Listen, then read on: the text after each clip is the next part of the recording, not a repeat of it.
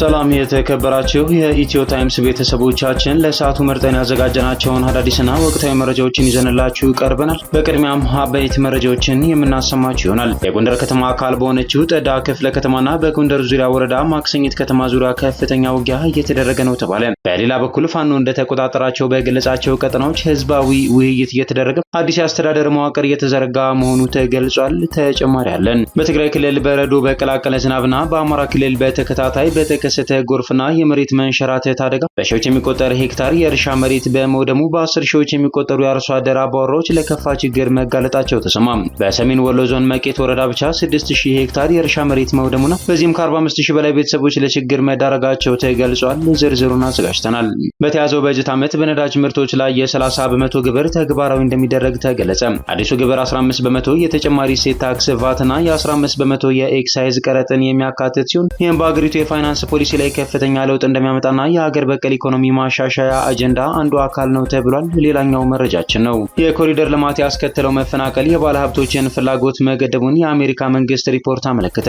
በዚህም በ10 ሺዎች የሚቆጠሩ ነዋሪዎችና ንግዶች በትንሽ ወይም ያለምንም ማስጠንቀቂያ የተባረሩበት የኮሪደር ልማት ፕሮጀክት የባለ ሀብቶችን መዋለ ንዋይ የማፍሰስ ፍላጎት እንደገደበ የተገለጸ ሲሆን ግጭቶችንና የውጭ ምንዛሬ ተመን ልዩነት እንደገና መስፋቱ የኢትዮጵያ የኢንቨስትመንት ሁኔታን ለአሜሪካና ሌሎች የውጭ ንግዶች ፈታኝ እንዳደረገው ተገምግሟል። ሙሉ መረጃውን አጠናቅረናል። በምስራቅ ሐረርጌ የጋብቻ እድሜ እየቀነሰ መምጣቱን ተከትሎ በርካታ ሴት ህጻናት በልጅነት እድሜያቸው እንዲያገቡ እየተደረገ መሆኑ ተገለጸ። በአካባቢው ሴት ህጻናት እድሜያቸው ለ17 ዓመት ሲደርስ ለትዳር እንደዘገዩ ስለሚታሰቡ ፈጥነው ይዳራሉ የተባለ ሲሆን በአካባቢው የሚገኙ ሴት ህጻናት በ14፣ 15 እና በ16 ዓመት እድሜያቸው ላይ ጋብቻ መመስረታቸው የተለመደ ሆኗል። በዝርዝር የምናየው ይሆናል። የተባበሩት መንግስታት ድርጅት ዘመኑን ያልዋጀ የአወቃቀር ስርዓትን የሚከተል ፍትሃዊነት የሌለውና ለጥቂቶች የሚወገን በሚል በተደጋጋሚ ትችቶች ሲቀርቡበት የቆየ ቢሆንም የተባበሩት መንግስታት ከመቼውም ጊዜ በላይ አስፈላጊ መሆኑን ዋና ጸሐፊው አንቶኒዮ ጉቴሬስ ገለጹ። ዓለም ልዩ የሆነውን የእኛን ህጋዊ ተቀባይነት ይፈልጋል ሲሉ ተደምጠዋል። ተጨማሪ አዘጋጅተናል። የተከበራችሁ የኢትዮ ታይምስ ቤተሰቦቻችን እነዚህንና ሌሎችም ወቅታዊና አዳዲስ መረጃዎችን ለማድመጥ እስከ መጨረሻው ድረስ ላይክ፣ ሼር እና ሰብስክራይብ በማድረግ አብራችሁን እንድትቆዩ እየጋበዝን ወደ ዝርዝር መረጃዎቻችን እናልፋለን።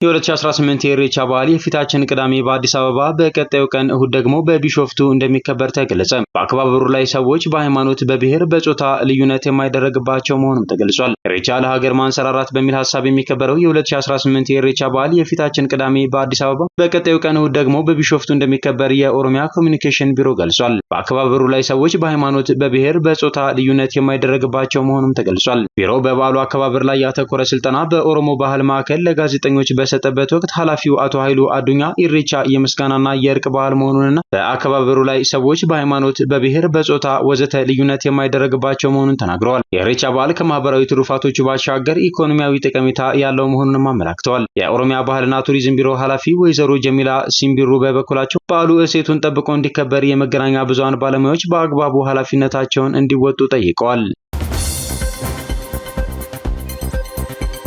ሌተናል ጀነራል ዘውዱ በላይ እዙ በየጊዜው የሚገጥሙትን ፈተናዎች ያለፈ ድል እያስመዘገበ ይገኛል ሲሉ ገለጹ። ማዕከላዊ እዝ ተቋሙ የሰጠውን ግዳጅ በአስተማማኝ መልኩ ለመወጣቱ ወቅቱ በሚጠይቀው መልኩ በየጊዜው ራሱን በስልጠና እያደሰ የመጣ ጀግና እዝ መሆኑ በክብረ በዓሉ ላይ የተገኙት የማዕከላዊ እዝ አዛዥ ሌተናል ጀነራል ዘውዱ በላይ ገልጸዋል። የጊቤ ኮርም ሀገርን ለመበተንና ከልማት ጥረታችን ለማስተጓጎል የሞከሩ ጸረ ሰላም ኃይሎችን የተንኮል ሴራ በማክሸፍ ህዝብና ሀገርን የታደገ ጀግና ኮር መሆኑን ተናግረዋል። የጊቤ ኮር ከምስረታው ጀምሮ በተሰለፈባቸው አውደ ውጊያዎችና የግዳጅ ቀጠናዎች የድል ምልክት መሆኑን የገለጹት ጀነራል መኮንኑ በቀጣይ ማስተማማኝ ሰላም ለማረጋገጥ ለሚሰጠው ተልዕኮም የበለጠ እንዲዘጋጅ አመላክተዋል። ጊቤ ኮር በበርካታ የሀገራችን አካባቢዎች በድል የታጀበ ግዳጅ መፈጸሙን የጠቆሙት ሌተናል ጀነራል ዘውዱ በላይ በዚህ ግዳጅም ከፍተኛ መስዋዕትነት በመክፈል የማይረሳ ታሪክ የፈጸመ የሀገር አለኝታ መሆኑን ገልጸዋል። ኮር በተሰማራባቸው የግዳጅ ቀጠናዎች ሁሉ በጸረ ሰላም ኃይሎች እኩይ ተግባር እየተካሄዱ ያሉ ሀገራዊ የመሰረተ ልማት ስራዎች ግለታቸውን ጠብቀው እንዲቀጥሉ ከህብረተሰቡ፣ ከመስተዳድር አካላትና ከሌሎች ከሌሎች የጸጥታ ኃይሎች ጋር በቅንጅት በመስራት የተገኘውን ሰላም በዘላቂነት ማስቀጠል እንደሚገባ አስገንዝበዋል። በተያያዘ መረጃ ኮሩ የሚሰጠውን ተልዕኮ በፍጹም ጀግንነት መፈጸሙን አጠናክሮ ቀጥሏል ተብሏል። በነሐሴ ወር 2013 በእሳት ውስጥ የተመሰረተው የማዕከላዊ እዝ ጊቤ ኮር 4ኛ ዓመት የምስረታ በዓሉን በደመቀ ሁኔታ ሲያከብር ለህዝብና ለሀገራቸው ሲሉ የአካልና የህይወት መስዋዕትነት የከፈሉ ጓዶችን በማሰብ ነው ያሉት አዛዡ ብርጋዴር ጀነራል ጀማል ከድር የማዕከላዊ እዝ አካል የሆነው ጊቤ ኮር በሰሜኑ በነበረው ውጊያ ከፍተኛ ገድል የፈጸመ መሆኑን አንስተዋል። ኮሩ ወደ ወለጋ ዞኖች ፈጥኖ በመምጣት በምዕራብ ወለጋ ዞን የጊምቢ ከተማና አካባቢው ህዝብን የታደገና የአካባቢውን ሰላም ሁኔታ በመቀየር መንግስት በአሸባሪነት በፈረጀውና ሸኔ ብሎ በሚጠራው ኃይል ተቋርጠው የነበሩ የትምህርትና መሰረተ ልማቶች ስራ እንዲጀምሩ፣ መንግስታዊ አገልግሎቶች እንዲከፈቱና የአካባቢው ሰላም እንዲረጋገጥ ማድረግ የቻለ ስለመሆኑ ገልጸዋል። በቀጣይም ከአካባቢው ህዝብና የጸጥታ አካላት ጋር ተቀናጅቶ የመስራት የተሻለ አካባቢያዊ ሁኔታን ለመፍጠር ዝግጁ መሆኑን የተናገሩት አዛዡ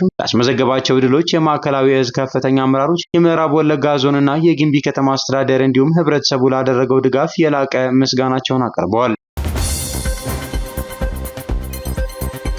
በምስራቅ ሐረርጌ የልጅነት ጋብቻ እየተስፋፋ ይገኛል ተባለ። በምስራቅ ሐረርጌ የጋብቻ እድሜ እየቀነሰ መምጣቱን ተከትሎ በርካታ ሴት ህጻናት በልጅነት እድሜያቸው እንዲያገቡ እየተደረገ መሆኑ ተገልጿል። የታዳጊዎችና ስርዓተ ጾታ ዓለም አቀፍ ድርጅት ጥናት የኢትዮጵያ ተወካይና ተመራማሪ ማኔጂንግ ዳይሬክተር ዶክተር ወርቅነህ አበበ እንደተናገሩት በአካባቢው ሴት ህጻናት እድሜያቸው 17 ዓመት ሲደርስ ለትዳር እንደዘገዩ ስለሚታሰቡ ፈጥነው ይዳራሉ። ሁኔታውን ተከትሎ በአካባቢው የሚገኙ ሴት ህጻናት በ14፣ 15 እና በ16 ዓመት እድሜያቸው ላይ ጋብቻን ሲፈጽሙ መመልከት የተለመደ ተግባር መሆኑን ጠቁመዋል። በምስራቅ ሐረርጌ የጋብቻ ሁኔታ ከቤተሰብ ውሳኔ ይልቅ በአብዛኛው በወጣቶች የሚወሰን እንደሆነ ዶክተር ወርቅነህ ገልጸው ብዙዎቹ በህፃንነት እድሜያቸው ወደ ፍቅር ህይወት ውስጥ እንደሚገቡ አስረድተዋል። እንደዚሁም በወጣት ልጃገረዶች ላይ ያለ የቤት ውስጥ የስራ ጫና ፈጥነው ወደ ትዳር እንዲገቡ አድርጓቸዋል። ከሁሉም በላይ ደግሞ በጓደኞቻቸው ያለ የአቻ ግፊት ሴቶችንም ሆነ ወንዶችን በቶሎ ጋብቻ እንዲፈጽሙ አስገድዷቸዋል። በመሆኑም በእነዚህና በሌሎች ምክንያቶች በምስራቅ ሐረርጌ የልጅነት ጋብቻ እየተስፋፋ መምጣቱ ተነግሯል።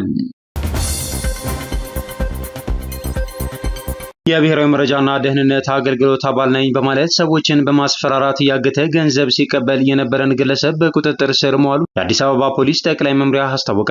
ዳዊት ጥላሁን ወይም ምንተስኖት ጥላሁን የተባለው ግለሰብ ሐሰተኛ የብሔራዊ መረጃና ደህንነት አገልግሎት መታወቂያ በመጠቀም የተቋሙ ሰራተኛ ነኝ በማለት ሰዎችን በማገትና በማስፈራራት ገንዘብ እንደሚቀበል ከህብረተሰቡ የመጣን ጥቆማ መነሻ በማድረግ የብሔራዊ መረጃና ደህንነት አገልግሎትና የአዲስ አበባ ፖሊስ ጠቅላይ መምሪያ በጥምረት ባደረጉት ክትትል ግለሰቡን መስከረም 16 ቀን 2018 በቁጥጥር ስር እንዲውል አድርገዋል። ተጠርጣሪው ከሜክሲኮ ወደ ጋርመንት በታክሲ ተሳፍራ የምትሄድን የግል ተበዳይን ሳሮን ተስፋዬን ደህንነት ነኝ በማለት በማስፈራራትና በመደብደብ ጉዳት ያደረሰባት መሆኑን የግል ተበዳይ በማህበራዊ ሚዲያ ማሰራጨቷ ይታወቃል። ግለሰቡ በግል ተበዳይ ላይ ባደረሰው ጉዳት በህግ የሚጠየቅ መሆኑን ፖሊስ አስታውቋል። ግለሰቡ በቁጥጥር ስር በዋለበት ወቅት ሐሰተኛ የብሔራዊ መረጃና ደህንነት አገልግሎት መታወቂያ እንደተገኘበት ፖሊስ አስታውቋል። በግለሰቡ በተመሳሳይ የወንጀል ድርጊት የተፈጸመበት ግለሰብና ስለ ግለሰቡ ማንኛውም መረጃ ያለው ሰው አዲስ አበባ ፖሊስ ጠቅላይ መምሪያ መረጃ በመስጠት ትብብር እንዲያደርግና የጸጥታ አካላትና አባል ነን በማለት የሚያስፈራሩና ተጽዕኖ የሚያሳድሩ ግለሰቦች ሲያጋጥሙት በወቅቱ ለፖሊስ እንዲያሳውቅ መልእክት ተላልፏል። በተያዘው በጀት ዓመት በነዳጅ ምርቶች ላይ የ30 በመቶ ግብር ተግባራዊ እንደሚደረግ ተገለጸ። በተያዘው በጀት ዓመት በነዳጅ ምርቶች ላይ የ30 በመቶ ግብር ተግባራዊ እንደሚደረግ የገንዘብ ሚኒስቴር አስታወቀ። አዲሱ ግብር 15 በመቶ የተጨማሪ እሴት ታክስ ቫትና የ15 በመቶ የኤክሳይዝ ቀረጥን የሚያካትት ሲሆን ይህም በአገሪቱ የፋይናንስ ፖሊሲ ላይ ከፍተኛ ለውጥ እንደሚያመጣና የሀገር በቀል ኢኮኖሚ ማሻሻያ አጀንዳ አንዱ አካል መሆኑ ተመላክቷል። በዚህ መሰረትም ከነዳጅ ላይ ከሚጣለው አጠቃላይ 30 በመቶ የኤክሳይዝ ታክስና የተጨማሪ እሴት ታክስ በተጨማሪ የንብረት ታክስ ይገኙበታል ተብሏል። በተመሳሳይ አማራጭ አነስተኛ ታክስና የቅድመ ግብር ክፍያ በ2018 በጀት ዓመት ተግባራዊ ለማድረግ መታቀዱ ተገልጿል። ነዳጅ በማዕከላዊነት የሚጫወተው ሚና ከፍተኛ በመሆኑ የግብር ጭማሪው የዋጋ ግሽበቱ እንዲባባስ ያደርጋል የሚል ስጋት ሲከሰት እንደነበር ይታወሳል ሲል ካፒታል ጋዜጣ አስነብቧል።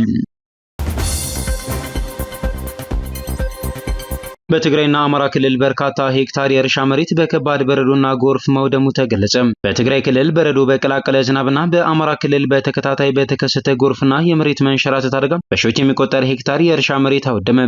በዚህም ሳቢያ በ10 ሺዎች የሚቆጠሩ የአርሶ አደር አባወራዎች ለከፋ ችግር ተጋልጠዋል። በትግራይ ደቡብ ምስራቅ ዞን ደጓ ተንቤን ወረዳ መስከረም 16 ቀን 2018 ዓ.ም በጣለው በረዶ የቀላቀለ ዝናብ 143 ሄክታር የእርሻ መሬት ላይ ያለውን ሰብል ሙሉ በሙሉ አውድሟል። የደጓ ተንቤን ወረዳ ዋና አስተዳዳሪ ገብረ ክርስቶስ አረጋዊ በተከሰተው አውሎ ንፋስ 284 አርሶ አደር አባወራዎችን ለችግር ዳርጓል ብለዋል። በተቻለ መጠን ለተጎዳው ማህበረሰብ ድጋፍ እናደርጋለን ያሉት ኃላፊው የመንግስትና መንግስታዊ ያልሆኑ ድርጅቶች ተጨማሪ እርዳታ እንዲያሰባስቡ ጥሪ አቅርበዋል። የአካባቢው አርሶ አደሮች ለክልሉ መገናኛ ብዙሃን እንደገለጹት የሰብል መጥፋቱ ቤተሰቦቻቸውንና እንስሳቶችን ለከፍተኛ አደጋ አጋልጧል። የደጓ ተንቤን ወረዳ ኢኮኖሚ ግብርናና አበባ ልማት ጽሕፈት ቤት ኃላፊ ማሞይ ገብረ ማርያም በበኩላቸው የደረሰው ጉዳት መጠን ለተጎዱ አባወራዎች ዘላቂ ድጋፍና ቀጣይነት ያለው የመኖሪያ ምንጭ የሚያረጋግጥ አሰራር እንደሚያሻ አበክረው ገልጸዋል። በተመሳሳይ በአማራ ክልል በክረምት ወቅት በተከሰቱ የጎርፍ በረዶና የመሬት መንሸራተት አደጋዎች ከፍተኛ ውድመት ማስከተላቸው ተነግሯል። በሰሜን ወሎ ዞን መቀት ወረዳ ብቻ የግብርና ጽሕፈት ቤት 6000 ሄክታር የእርሻ መሬት መውደሙንና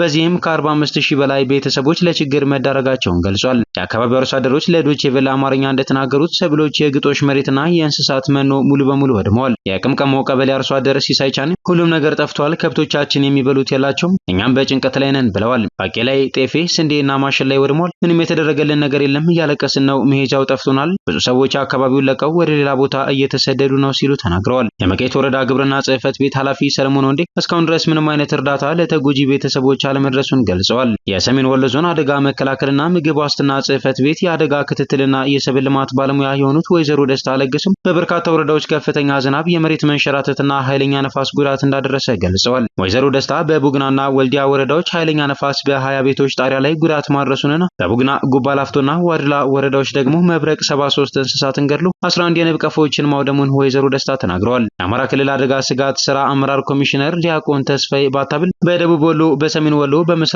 ጎጃም፣ በዋግ ኽምራ ዞን አስተዳደርና በመካከለኛው ጎንደር በዚህ ዓመት የተፈጥሮ አደጋዎች መከሰታቸውን አረጋግጠዋል። ጽሕፈት ቤታቸው ከአጋር ድርጅቶች ጋር በመሆን በሰብልና በእንስሳት ላይ የደረሰውን የጉዳት መጠን እየገመገመ መሆኑን ተናግረዋል። ውጤቱ በህዳር ወር ይፋ ይደረጋል፣ ከዚያ በኋላም እርዳታ ይሰጣል ብለዋል። በዋግ ኽምራ ብሔረሰብ አስተዳደር ዞን ከነሐሴ ወር አጋማሽ ጀምሮ ለተከታታይ ቀናት በረዶ ቀላቅሎ እየጣለውን ከባድ ዝናብ ተከትሎ የአንድ ሰው ህይወት ሲያልፍ ከ849 ሄክታር በላይ እንደማሽላ፣ በቆሎ፣ ባቄላና ገብስ ያሉ ሰብሎችን ከጥቅም ውጪ ማድረጉንና 4588 አባወራዎች ለረሃብና ለችግር መጋለጣቸውን አርሶ አደሮች እንዲሁም የመንግስት የሥራ ኃላፊዎችን ዋቢ አድርጎ አዲስ ስታንዳርድ ነሐሴ 28 ቀን 2017 ዓ.ም ዘግቦ ነበር። የኮሪደር ልማት ያስከተለው መፈናቀል የባለሀብቶችን ፍላጎት መገደቡን የአሜሪካ መንግስት ሪፖርት አመለከተ። በ10 ሺዎች የሚቆጠሩ ነዋሪዎችና ንግዶች በትንሽ ወይም ያለምንም ማስጠንቀቂያ የተባረሩበት የኮሪደር ልማት ፕሮጀክት የባለሀብቶችን መዋለ ንዋይ የማፍሰስ ፍላጎትን እንደገደበ የአሜሪካ መንግስት ሪፖርት ገለጸ። ግጭቶችንና የውጭ ምንዛሪ ተመን ልዩነት እንደገና መስፋትን የሚጠቅሰው ሪፖርቱ የኢትዮጵያ የኢንቨስትመንት ሁኔታ ለአሜሪካና ሌሎች የውጭ ንግዶች ፈታኝ ነው ሲል ገምግሟል። የአሜሪካ መንግስት ይህንን ግምገማ ያሰፈረው አርብ መስከረም 16 ቀን 2018 ይፋ ባደረገው ዓመታዊ የኢንቨስትመንት ሁኔታ መግለጫ ነው። የአሜሪካ ኩባንያዎች በመረጃ ላይ የተመሰረተ ውሳኔ እንዲያሳልፉ በሚል በአገሪቱ የውጭ ጉዳይ መስሪያ ቤት የሚዘጋጀው የሪፖርት ከ170 በላይ የሚሆኑ ሀገራትን የኢንቨስትመንት አመቺነት ሁኔታ ይዳስሳል። ኢትዮጵያን የተመለከተው የመስሪያ ቤቱ ሪፖርት በስጋትነት ካነሳቸው ጉዳዮች አንዱ በአዲስ አበባ ተጀምሮ ቢያንስ በ40 የሀገሪቱ ከተሞች በመካሄድ ላይ ያለውን የኮሪደር ልማት ፕሮጀክት ነው። በተለይም የከተሞች ዋና ዋና መንገዶችን ገጽታ ማስዋብ፣ የእግረኛ መንገድን ማስፋት እንዲሁም የመዝናኛ ቦታዎችን መገንባት ላይ የሚያተኩረው ይህ ፕሮጀክት የተጀመረው የካቲት 2016 ነበር። መንግስት የኮሪደር ልማት ኢትዮጵያን በምስራቅ አፍሪካ ቁልፍ የንግድና የሎጂስቲክስ ማዕከል ለማድረግ ያለመ ፕሮጀክት እንደሆነ ይገልጻል። ፕሮጀክቱ መሰረተ ልማትን እንደሚያጎለበት እንዲሁም ድንበር ተሻጋሪ ንግድን እንደሚያሳልጥ ያብራራል። የአሜሪካ የውጭ ጉዳይ መስሪያ ቤት ሪፖርት በበኩሉ ፕሮጀክቱን የተመለከተው ከነዋሪዎችና ንግዶች የንብረት መብቶች ጥበቃ ጋር በተያያዘ ነው። ሪፖርቱ በተከታታይ የተተገበሩት የኮሪደር ልማት ፕሮጀክቶች በውጭ ዜጎች ባለቤትነት የተያዙትን ጨምሮ በ10 ሺዎች የሚቆጠሩ ነዋሪዎችንና የንግድ ድርጅቶችን አባሯል፣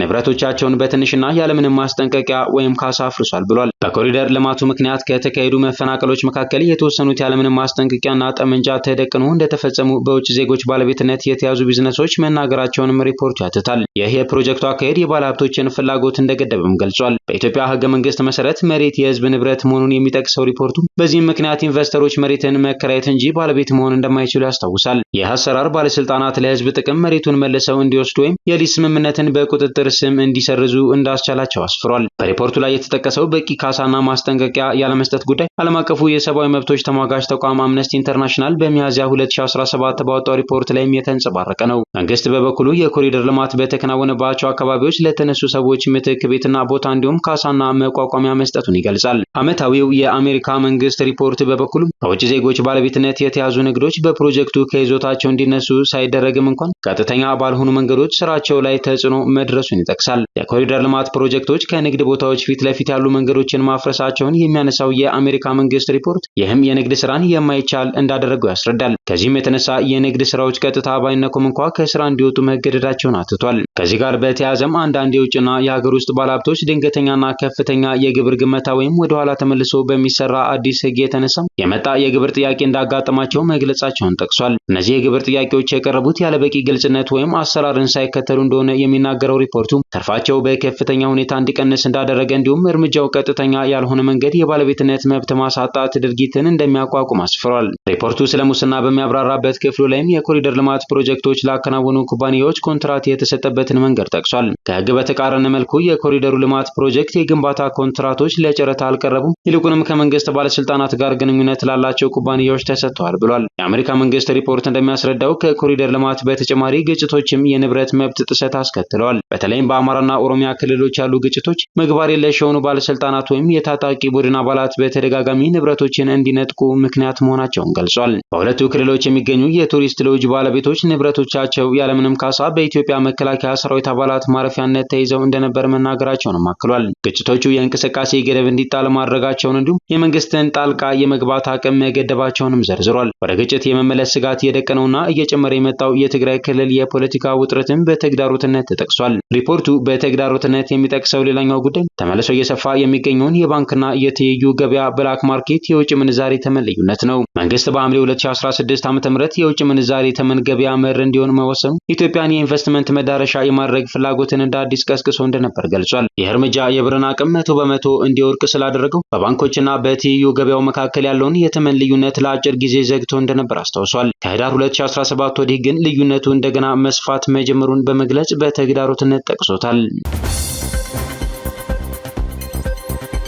የጎንደር ከተማ አካል በሆነችው ጠዳ ክፍለ ከተማና በጎንደር ዙሪያ ወረዳ ማክሰኝት ከተማ ዙሪያ ከፍተኛ ውጊያ እየተደረገ እንደሚገኝ ተገለጸ። የአማራ ፋኖ ብሔራዊ ኃይል ሰሜን አማራ ቀጠና በላይ ዘለቀ ዕዝ ዳግማዊ ቴዎድሮስ 5ኛ ኮር ከተለያዩ ክፍለ ጦር የተውጣጡ የፋኖ ኃይሎች በጥምረት ዛሬ መስከረም 19 ቀን 2018 ከቀኑ 9 ሰዓት በተመሳሳይ ማክሰኝት ከተማ ዙሪያና ጠዳ ከተማ ውስጥ የሚገኙ የመንግስት ኃይል ወታደራዊ ቤዞች ላይ ያነጣጠረ ጥቃት ፈጽመዋል። በዚህ ውጊያም በመንግስት ኃይል በኩል ከፍተኛ የሆነ ሰብአዊና ቁሳዊ ኪሳራ ደርሶበታል ነው ባለው በተያዘ መረጃ ፋኖ በቁጥጥሩ ስር እንዳስገባቸው በገለጻቸው ቀጠናዎች ህዝባዊ ውይይት እየተደረገ አዲስ የአስተዳደር መዋቅር እየተዘረጋ መሆኑን ገልጿል። የአማራ ፋኖ ብሔራዊ ኃይል ምስራቅ አማራ ቀጠና ምኒልክ ዕዝ ልጅ ኢያሱ ኮር እንደተቆጣጠራቸው በገለጻቸው የሰሜንና የደቡብ ወሎ ዞንና ወረዳ ከተሞች ላይ ሰፊ ህዝባዊ ውይይቶችን በማድረግ ላይ እንደሚገኝ አስታውቋል። በዛሬው ዕለት መስከረም 19 ቀን 2018 በሰሜን ወሎ ዞን በአብሮ ወረዳ መርሳ ከተማ ከነዋሪው ጋር ህዝባዊ ውይይት በማድረግና ማህበረሰባዊ የቀጣይ አቅጣጫ በማስቀመጥ ውይይቱ በአማረ መልኩ ተጠናቋል ነው ያለው። በውይይቱ የተነሱ ሐሳቦች የትግሉ መነሻ ምክንያቶች ምን ነበሩ፣ ትግሉ አሁን ያለበት ጠቅላላ ሁኔታ፣